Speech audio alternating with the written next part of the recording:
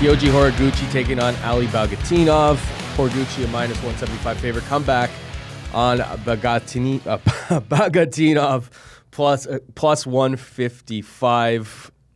Horiguchi was also a bigger favorite earlier in the week. Yeah, I'm glad it came down because I don't know why it was 2-1, close to 2-1. Yeah. Didn't get it. It's an interesting one to say the least. We got Kyoji Horiguchi. He actually only has a takedown defense of 53%, I think. Yeah. But the thing there is that most of the time, just guys don't get on his hips. When they do get on his hips, they're able to take him down. But he's so quick and he's so fast in and out of the pocket and exploding in and out that most guys you're already punched in the face by the time you're thinking of dropping the levels and taking him down. But Bagautinov is one hell of a grappler in his own right, and if he can get this fight to the ground, this could be real interesting for sure. I think Bagautinov is a dog with a chance here. It's just whether he's able to get the fight onto the ground or whether he's able, or if he just gets pieced up from the outside. I'm not going to be surprised either way, but a plus 155, I'd say it's a dog or pass here. Yeah, I'm going to take the pass on this one clean. I think there's a lot of question marks on this. You got Horiguchi, and you know this kid's going to be the future. You know if Demetrius Johnson still has the title in a couple of years, you know they're going to fight again. And if he doesn't have the title, Horiguchi will fight for the belt. He's so fast. He's so athletic. He seems to be picking up the skills. He's got that good karate base to begin with, so his striking's on point, and his wrestling has just improved leaps and bounds. He spent some time at AK, and he's picked up some good tools. He spent some time at American Top Team and has picked up some great tools. He spent some time with Kid Yamamoto back in Japan and picked up some great tools. Seems like sky's the limit for this kid. I look at Ali Bagautinov, and I think conceivably he might be the third best guy in the world. And I say that because he's unbeaten. He goes through fairly everybody. Unbeaten in the UFC. He goes through fairly everybody, and he gets that matchup with Demetrius Johnson. Now, I know he loses, and I know it wasn't a great fight, but go home and let me know. Shoot me a message in the YouTube comment section or on Twitter. But who's given Demetrius Johnson his toughest fight over the last number of fights? When you really look at it, nobody's given this guy a tough fight for the most part. I mean, I guess Demetrius Johnson. UFC 152, Joseph Benavidez the first time. Yeah. The first time. And since then, he smoked him. Yeah. I just mean in the last number of fights, when you look at guys, he's dominating everybody. And he dominates Bagautinov for the most part, but I think he actually gave a decent account of himself. Then he tested positive for EPO, so it's no wonder why he tested positive. But then you look at him against Joseph Benavidez, and I think people don't want to rewatch that fight because personally, guys don't really like flyweights, and when guys are doing their research, they don't really want to go back and watch flyweight fights again. But he gives Joseph Benavidez a hell of a tough fight. He really does. I know some people that actually think Bagautinov might have won that fight.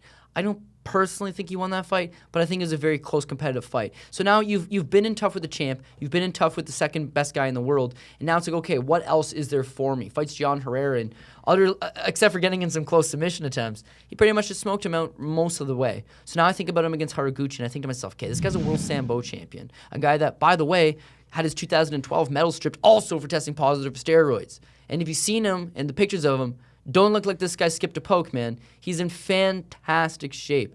Getting him down's hard. Standing with him's hard because he fights almost like a John Lineker. He just wings punches. He wings punches because, one, he's pretty certain you're not going to get him down, and he has that power and he has that belief in him. They call him Puncher King, and he hasn't knocked out a whole lot of guys recently, but there's no denying that he has that power, and if he touches you, he's going to put you down.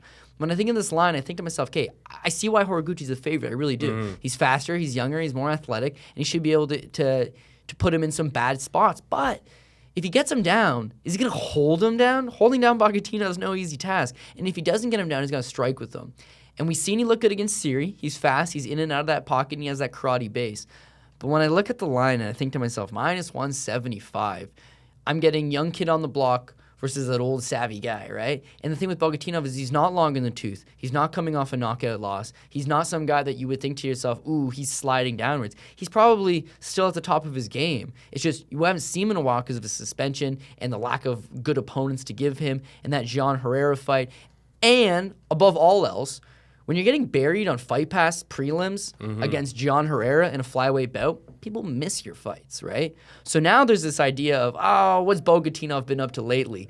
Dude, getting out of sweet submissions. This guy's tough. He's very tough. He was dominating most of that fight against Herrera. When he got locked in those submissions, it was just like, this guy ain't tapping. He proved to me. He literally will not tap. He proved to me that you can't submit him because some of those moves, it was like, oh my God, that triangle choke and that Kimura mostly. Yeah. It's like, I had a lot of money on him. I was like, oh, he's done.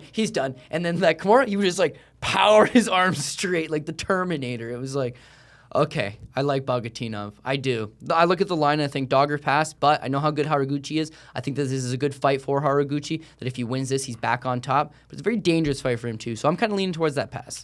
And these combat sambo guys, just like their ears are completely munted.